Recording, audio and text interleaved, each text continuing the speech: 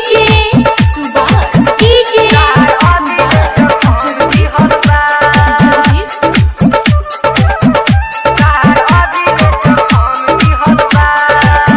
अंकुश recording studio Jadupur बाजार।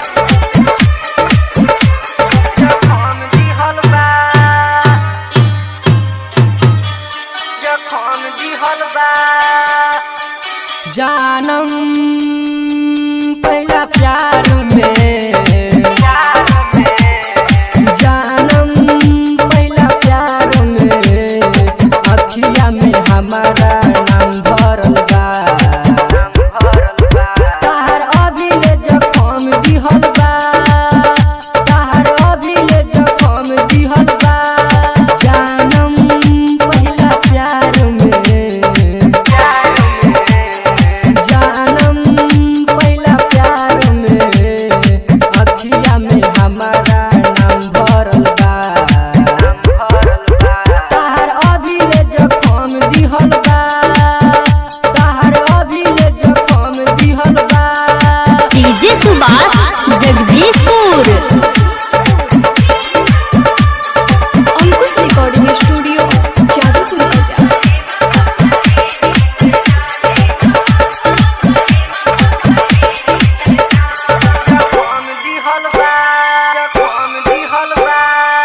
नाजुक रहे हमार दिल, जियल तू कैलू मुश्किल।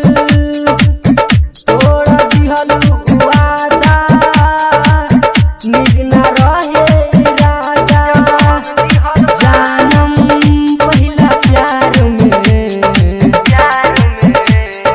जानम पहला प्यार में, अखिया में हमारा नाम भरल बा। तहार अभी ले जखम दिहल बा, तहार अभी ले जखम दिहल बा। डीजे सुभाष जगदीशपुर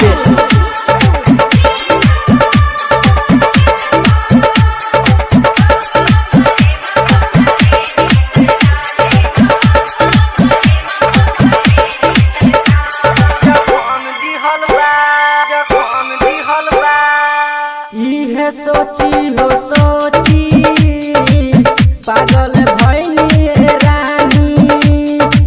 शुरू होके से पहिले खत्म हो गई कहानी। उपेंद्र किशोर के, उपेंद्र किशोर के, अखिया से बहुते लोर बहल बा। तहार अभी ले जखम दिहल बा, तहार अभी ले जखम दिहल बा।